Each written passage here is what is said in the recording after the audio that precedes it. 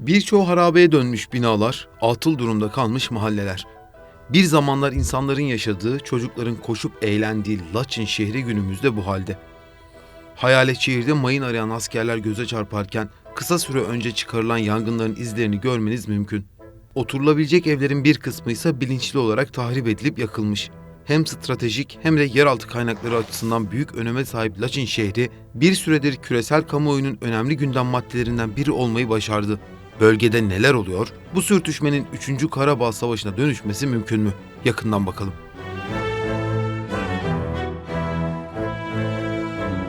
GZT editörleri olarak elimizden gelenin en iyisini yapmaya gayret ediyoruz.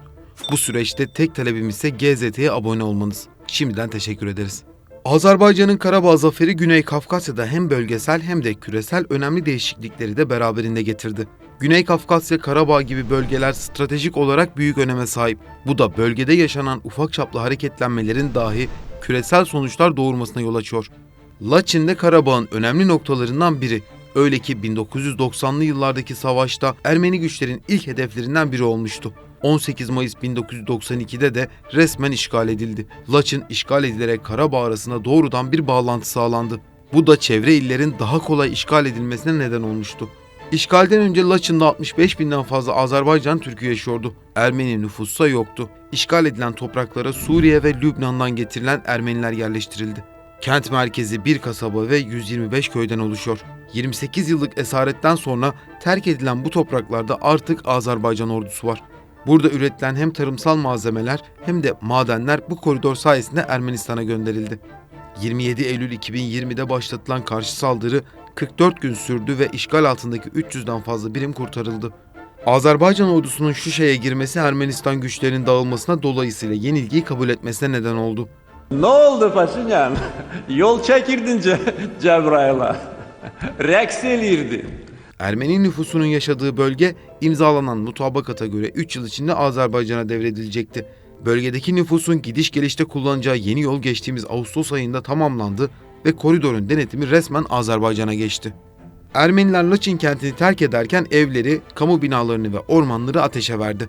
Ayrıca bölge boşaltılırken toplu şekilde antipersonel mayınlar bulundu. Bu mayınların 2021'de Ermenistan'da üretildiği tespit edildi.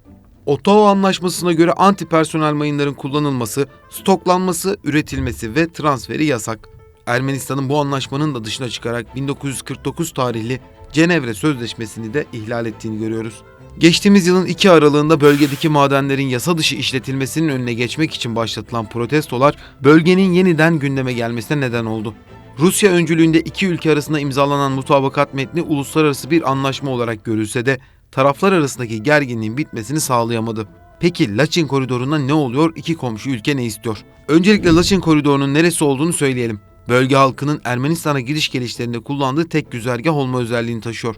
Koridor Laçin şehri ve Zabuh'la Sus köylerinden geçiyor. Teslim edilmeden önce bölgede Ermeni nüfusunun yaşadığı ve geçici olarak Rus güçlerinin konuşlandırıldığını biliyoruz.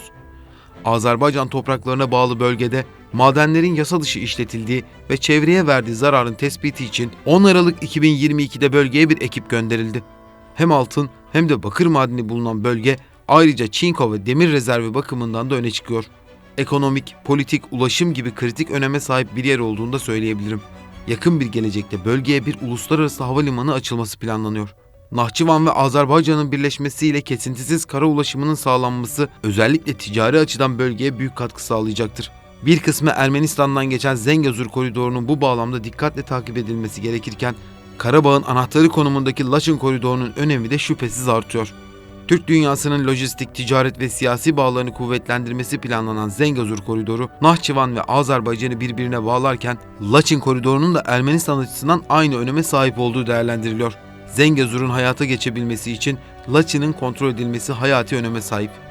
Azerbaycanlı çevreci sivil toplum kuruluşları yasa dışı yapılan bu girişime karşı çıkmak amacıyla Şuşa şehrinin yakınlarından geçen Laçin koridorunda bir protesto gösterisi başlattı. O bölgenin ayrıca Rus güçlerinin kontrolünde olduğunu biliyoruz. Eylemlerin ne zaman biteceği ise gizemini koruyor çünkü taleplerin karşılanana kadar eylemin süreceği açıklandı. -15 derecede protestoların sürdüğünü düşünürsek bir adım atılmadığı takdirde olumlu bir sonuç beklememiz çok gerçekçi bir yaklaşım olmayacaktır. Ermeni tarafı ise koridorun kapalı olduğunu, sivillerin geçişine izin verilmediğini savunuyor. Doğal sonucu olarak da bölgede bir insani kriz yaşandığını öne sürüyor. Peki Erivan yönetimi Laçın'dan neden çıkmak istemiyor? Bölgeye yerleştirilen Ermenilerin durumu ve Laçın'ın stratejik önemi en önemli gerekçe olarak gösteriliyor. Alternatif bir güzergah olmaması da yine buranın önemini artıran bir gerekçe olarak gösteriliyor. Bölgeye baktığımızda Rus güçlerinin barikatları nedeniyle koridorun kapalı olduğunu görüyoruz. Azerbaycan da bunu savunuyor. Ayrıca sivil geçişlerin herhangi bir engelle karşılaşmadığı da yine gelen bilgiler arasında. Ermenistan yönetimi bölgenin Rus barış gücünün kontrolünde olduğunu ve üçlü mutabakata göre güvenliğin Rusya tarafından sağlanması gerektiğini savunuyor. Fakat Rusya'nın bu görevi yapmadığını iddia ediyorlar. Başbakan Nikol Paşinyan, Azerbaycan'ı insani krize neden olmakla, Rusya'yı ise Laçin koridorunu açmamakla suçluyor. Azerbaycan ise Ermenistan'ın Karabağ konusunda anlaşmaya uymadığını, toprak bütünlüğüne saygı duymadığını söylüyor. Konunun Batı dünyasının dikkatini çekmek için bir araç olarak kullanıldığı düşünülüyor. Bölge, uluslararası toplum tarafından Azerbaycan toprağı olarak tanınırken yasa dışı yollarla elde edilmek istenen imtiyazdan bir mağduriyet oluşturuluyor desek yerinde bir tespit olur. Bir örnekle açıklayalım. Bir ülkenin doğal kaynaklarını izni olmadan yasa dışı yollarla çıkardığınızı düşünün. Yine bu kıymetli madenleri izinsiz kaçak yollarla ülkenize aktardığınızı. Ülkenin buna tepki göstermesi, topraklarından çekilmenizi istemesinden daha doğal ne olabilir? Üstelik uluslararası hukukun tanımına göre bu yapılan bir suçsa.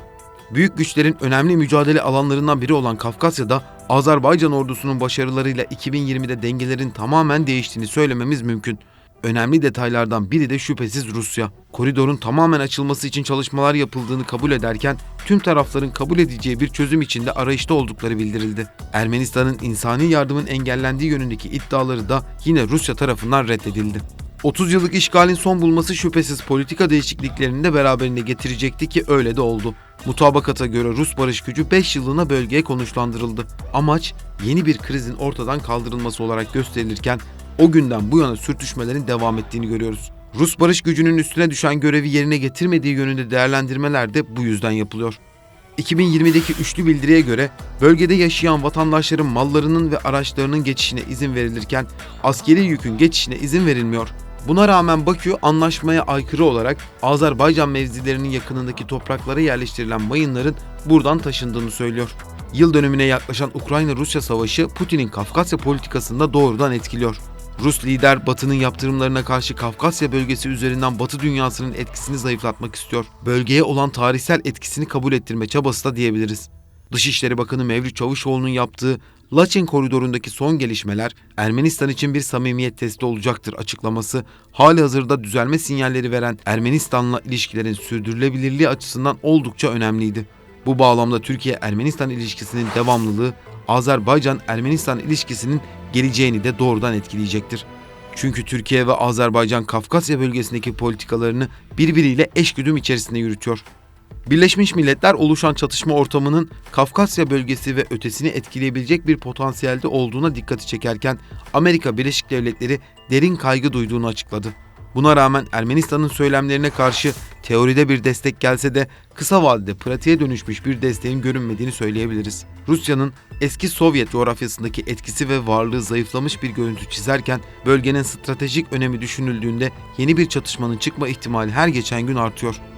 Ermenistan'ın batıdan istediği desteği bulamaması şu anlık bu ihtimali zayıflatmış gibi dursa da Rusya-Ukrayna savaşının gidişatı bölgenin geleceğini de etki edecektir.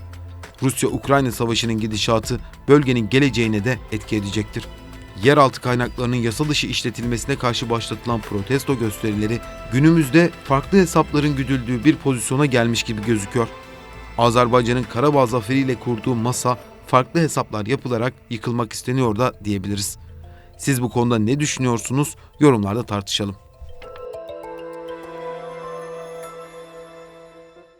GZT editörleri olarak elimizden gelenin en iyisini yapmaya gayret ediyoruz. Bu süreçte tek talebimiz ise GZT'ye abone olmanız. Şimdiden teşekkür ederiz.